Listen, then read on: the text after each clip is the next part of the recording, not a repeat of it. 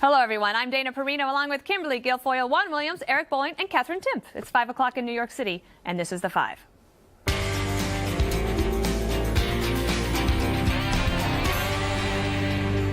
Three presidential candidates did three very interesting interviews last night on Fox News. O'Reilly grilled Trump on being too thin-skinned. Christie tells Megyn Kelly why he can still win the nomination. But first, to the senator from Texas. It was one of the biggest battles at Tuesday's debate. Ted Cruz and Marco Rubio squaring off on immigration. They've been going at it on the subject throughout the campaign season. Cruz targeting Rubio for supporting a pathway to citizenship for illegals, while saying he himself has never supported legal status. But this tape from 2013 tells a different story. Turns out he did support such an amendment. If the objective is to pass common sense immigration reform that secures the borders, that improves legal immigration, and that allows those who are here illegally to come in out of the shadows, then we should look for areas of bipartisan agreement. Bret Baier confronted Cruz on the discrepancy last night on Special Report. It sounded like you wanted the bill to pass. Of course I wanted the bill to pass, my amendment to pass. What my amendment did is take citizenship off the table, but it doesn't mean it doesn't mean that I supported the other aspects of the bill, which was a terrible bill. And Bret, you've been around Washington long enough. You know how to defeat bad legislation, which is what that amendment did.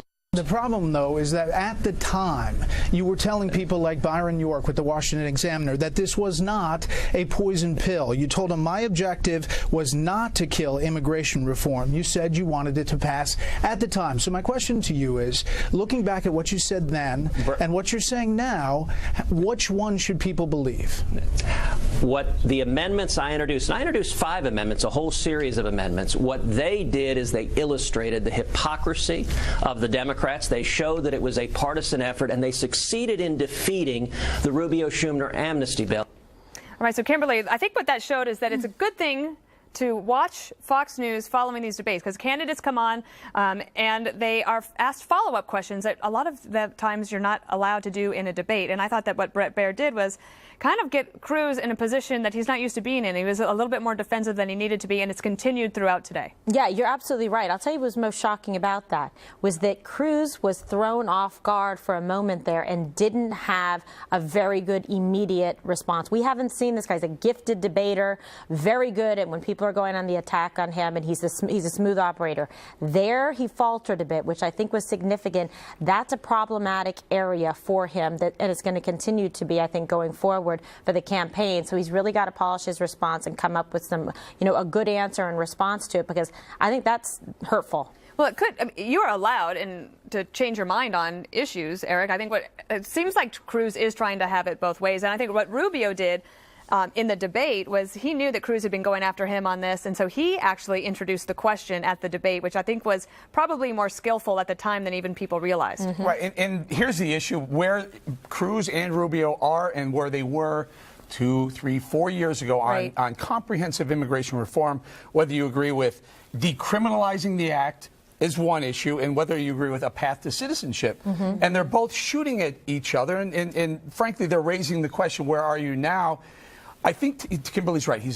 Ted Cruz, gifted debater, knows what he's talking about. But I think what they all really should do is, here's where I am now.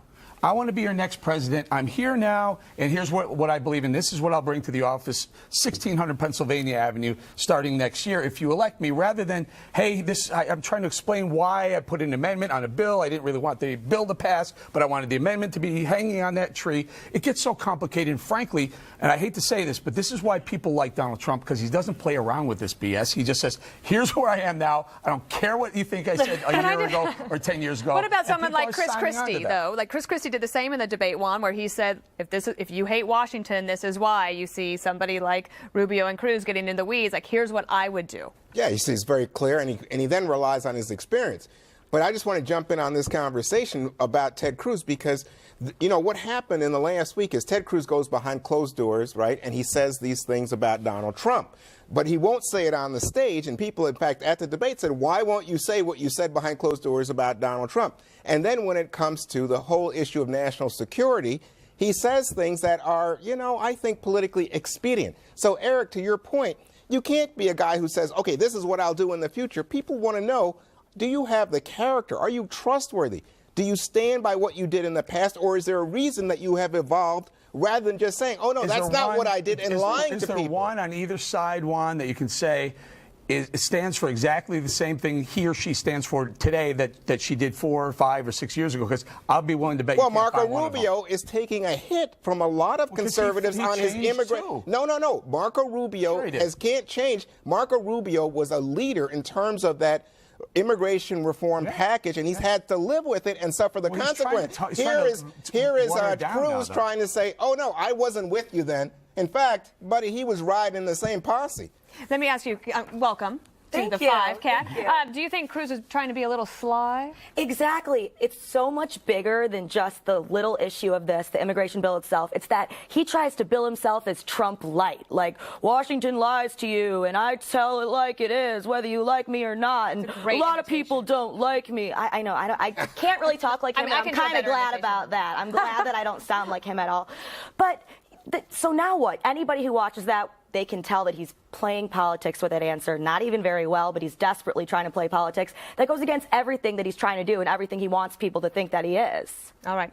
We're going to move on to the next topic.